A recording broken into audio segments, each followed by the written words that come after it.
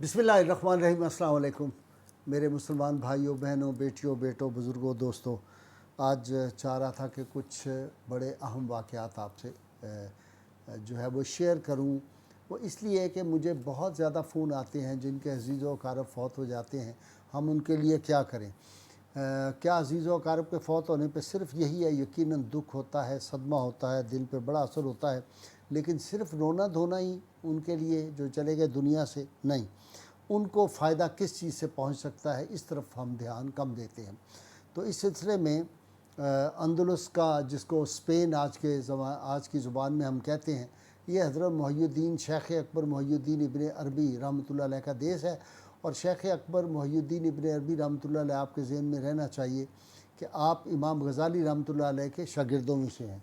और ये अंदलुस जो है ये हमारा वो था, कुर्तबा और गरनाता की यूनिवर्सिटियाँ, जहाँ से वेस्ट 750 साल तक हमसे आके ये तालीम हासिल करते थे। इल्म के चश्मे जो थे कुर्तबा और गरनाता से बहते थे और सारे यूरोप को सैराब करते थे। फिर वो अंदलुस हमारे हाथ से कैसे गया, ये एक लंबी तफसील है, मैं फिर बताऊँगा।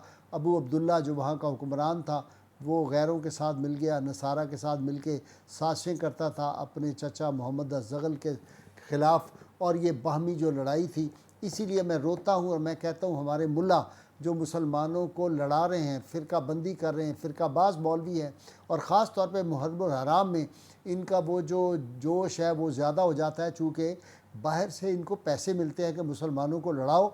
चूँकि इस्लाम के दुश्मन ये समझते हैं कि उनको कोई ज़रूरत ही और साजिश करने की, इन मुल्लाओं को इस्तेमाल करो, मुसलमानों में बाहमी नफ़रत और ये फ़िरका बंदी को हवा दो, ख़ुद ही मुसलमान तबाह हो जाएंगे। और मैं आपको दुख के साथ ये बात कह रहा हूँ कि मैं यकीन से आपको कहता हूँ, हमारे सारे मुल्ला सिवाय जो उलमाए हक़ या कुछ पढ़े लिखे लोग हैं, वो एक्सेप्शन है, उनको छोड़ दें, लेकिन जो आम जो मुल्ला है, ये जो बड़े मुकर्रर और तकरीरें करते हैं जाके, इन्होंने ना अंदलुस की तारीख़ पढ़ी है, ना तारीख़ बगदाद पढ़ी है, ना सेंट्रल एशिया का इन्होंने पढ़ा है, ना इन्होंने जो है वो लॉरेंस ऑफ अरेबिया, ना इन्होंने विलियम म्योर को पढ़ा है, इनको पता ही नहीं, ना इन्होंने हम्फ्रे को पढ़ा है कि कैसे मुसलमानों में जो साजिशें होती हैं वो कैसे मुसलमानों को तबाह बर्बाद किया गया। खैर, ये अंदलुस की बातें शुरू करूँ तो वही, यानी एक ज़माने में ये कहा जाता था कि कुर्तबा और गरनाता और अशबेलिया जो है,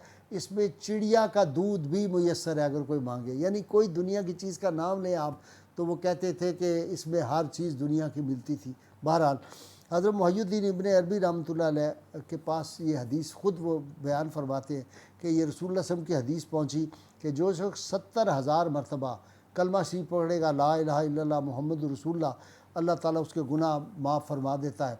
चुनाचे फरमाते हैं कि मैं एक तकरीब में गया और मैंने 70,000 मरतबा पढ़ के कलमा शरीफ अपने पास रखा हुआ था। फरमाते मैं एक दावत में गया जहाँ एक नौजवान था, वो कहता था कि मुझे कश्फ हासिल है, कश्फुल कबूर मुझे हासिल है। फरमाते हैं कि ये नौजवान बैठा हुआ था, लोग भी उसके कश्फ की बड़ी तारीफ़ करते थे। अचानक उसने रोना शुरू कर दिया। ये रोक दे। तो मैं ये अर्ज़ कर रहा था कि वो नौजवान जो था, हज़रत शेख अकबर रहमतुल्लाह अलैह फरमाते हैं कि उसका बड़ा शोरा था, लोग उसके पास आते थे, उससे चीज़ें पूछते थे कि कश्फ इसका बड़ा ज़बरदस्त है। तो फरमाते हैं कि जब उस तकरीब में खाना खाने लगे तो वो नौजवान ज़ोर ज़ोर से रोने लगा। तो मैंने उससे पूछा कि तुम क्यों रो रहे हो? उसने कहा मैंने अपने माँ बाप को देखा है कि कब्र में उनको अज़ाब हो रहा है, वो बहुत तकलीफ़ में हैं, ये देख के मैं रो रहा हूँ। तो फरमाते हैं मैंने उसी वक्त अपने दिल में पड़े हुए 70,000 जो कलमा शरीफ था वो मैंने उसके वालिदैन को बख्श दिया। और कहते हैं थोड़ी ही देर बाद वो नौजवान जो था वो मुस्कुराने लगा। तो मैंने उसे पूछा कि पहले तुम इतना रो रहे थे, अब तुम कैसे मुस्कुरा रहे हो? उसने कहा मेरे माँ बाप से अज़ाब टल गया है और अब वो उस अज़ाब से महफूज हो गए हैं। तो शेख अकबर कहते हैं कि दो बातें, एक तो हमें यकीन हुआ कि कलमा पाक जो पढ़ना है इस हदीस की जो थी उसकी सदाकत कामला हासिल होगी। पहले भी हमें यकीन था, लेकिन ये तो हक़ुल यकीन की हद तक मामला पहुँच गया और ऐनुल यकीन तक पहुँच गया। तो फिर फरमाते हैं कि दूसरा, उस नौजवान के बारे में लोगों के दिलों में एक शक शुबा था कि शायद इसको सही कश्फ होता है कि नहीं। ये भी तस्दीक होगी कि उसको सही कश्फ होता था। तो इसलिए जो अहबाब दुनिया से चले जाएं, उनके लिए पढ़ के जो है वो बख्शना चाहिए और इससे बहुत ज़्यादा जो है वो फ़ायदा होता है। इस तरह हज़रत जुनैद बगदादी रहमतुल्लाह अलैह का एक वाक़या भी आपसे शेयर करना चाहता हूँ। کہ ایک آدمی وہاں کا بہت بڑا امیر بغداد کا آپ کی خدمت میں آیا اور کہنے لگا حضرت مجھے آپ سے بڑی عقیدت ہے، میں آپ سے بہت متاثر ہوں، اور اس نے آ کے آپ کی خدمت میں 500 دینار جو تھے وہ پیش کیے اور کچھ اور بھی تحفے تحائف تھے۔ تو آپ نے وہ دینار جب اس نے پیش کیے تو آپ نے کہا تمہارے پاس اور بھی بہت کچھ ہے اس کے علاوہ بھی؟ اس نے کہا بہت، میرے پاس پیسے ہیں، بہت دینار ہے میرے پاس۔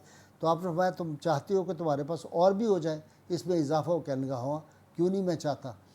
تو آپ حضرت جنید بغدادی کے ذہن میں وہ حدیث پاک آئی کہ آپ صلی اللہ علیہ وسلم نے فرمایا کسی آدمی کے پاس 2 وادیاں بھی آ جائیں سونے کی پھر بھی اس کی خواہش ہوگی کہ اس کو اور مل جائے۔ تو آپ نے فوراً اسے کہا کہ مجھے تو اس کی ضرورت نہیں، آپ ضرورت مند ہیں آپ لے جائیں، آپ کو اس کی ضرورت ہے، آپ چاہتے ہیں اور آپ کے پاس آئے، یہ آپ لے جائیں، میرے پاس تو کچھ بھی نہیں اور نہ مجھے کوئی اور حاجت ہے، نہ میں محتاج ہوں۔ تو مطلب اس کا یہ ہوتا ہے کہ اہل دل جو ہوتے ہیں یا اللہ کے بندے وہ غنی ہو جاتے ہیں، اور رسول اللہ صلی اللہ علیہ وسلم کا وہ فرمان یاد رکھیں، الغنا غنی النفس، غنی وہ ہے جس کا دل غنی ہو۔ تو دولت جو ہے نا اس سے نہیں بندہ اس کے اضافے سے غنی نہیں ہو سکتا۔ میں نے زندگی میں اتنے بڑے سرمایہ دار، اتنے بڑے جاگیردار، اتنے بڑے انڈسٹریلسٹ اور ان کی کنجوسی کے اگر میں واقعات بیان کروں تو کوئی آدمی یقین نہیں کر سکتا کہ وہ کتنی کمینگی کی انتہا تھی کہ وہ بوٹیاں بھی گنتے تھے جب وہ پک کے آتی تھی، کہ جب کچن میں بوٹیاں دی تھی تو 15 تھی اور یہ 14 کیسے رہ گئیں، اور اپنے گھر والوں کو بھی گن کے بوٹیاں دیتے۔ اس طرح کے بھی میں نے دیکھے ہیں جو 1 روپے پہ مرتے تھے، بڑے بڑے سرمایہ دار۔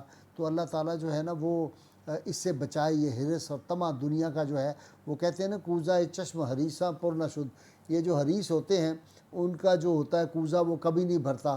اور پھر فرماتے ہیں شیخ سعدی نے غالباً فرمایا تھا تونگری بدل است نہ کے بمال، تو یہ جو ہے نا استغنا، یہ اس کا تعلق مال سے نہیں، اس کا دل سے ہے، سوچ سے ہے۔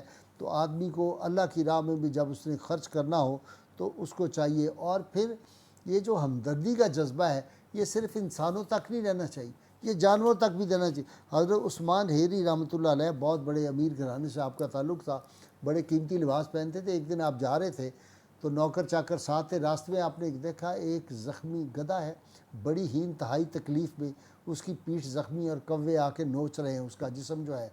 تو آپ نے فوری طور پہ اپنا جو تھا اس کو یہ دیکھا، آپ نے اپنی قبا جو اوپر پہنی ہوئی تھی لباس کے وہ فوراً اتاری اور کہا اس کے اوپر ڈال دو، اور پھر آپ نے فوری طور پر جو تھا اپنی دستار مبارک اتاری اور کہا اب اس کے اوپر اس کو زور سے باندھ بھی دو۔ تو روحانی طور پہ دیکھا گیا کہ اس گدھے نے اللہ کی بارگاہ میں دعا کی کہ یا اللہ اس نے میرا دکھ دور کیا، تو اس پہ اپنا کرم فرما۔ جب اس نے یہ دعا کی تو اللہ تعالیٰ نے جو تھا وہ اس گدھے کو زبان حال جب دی اور اس نے اللہ کی بارگاہ میں دعا کی تو پھر ایسا انقلاب آیا کہ حضرت کو اللہ تعالیٰ نے بہت جو مقام دینا تھا، تو یہ حضرت یحییٰ بن معاذ رحمۃ اللہ جو اللہ کے بہت کامل ولی تھے ان کی بارگاہ میں ان کو پہنچا دیا، اور انہوں نے پھر جو نگاہ کرم کی تو یہ ولی کامل بن گئے۔ حضرت یحییٰ معاذ نے فرمایا کہ تم نے وہ جو اس جانور پر جو تم نے اس کی ہمدردی کی تھی اور اس پہ جو تم نے رحم کیا تھا، اللہ نے اس کے بدلے تو تمہارے روحانی معاملات جو ہے مقامات اس کو بلند کر دیا ہے۔ تو آپ یہ سمجھیں کہ ہمیں انسانوں سے بھی ہمدردی ہونی چاہیے اور جانوروں سے بھی ہمدردی ہونی چاہیے۔ اللہ کی ان کی بارگاہ میں دعا اللہ تعالی ہمیں سید عالمین صلی اللہ علیہ وسلم کی غیر مشروط محبت لامحدود فدائی نصیب فرمائے۔ نعرہ لگاتے رہا کریں پاکستان کا مطلب کیا، لا الہ الا اللہ محمد رسول اللہ صلی اللہ علیہ وآلہ وسلم۔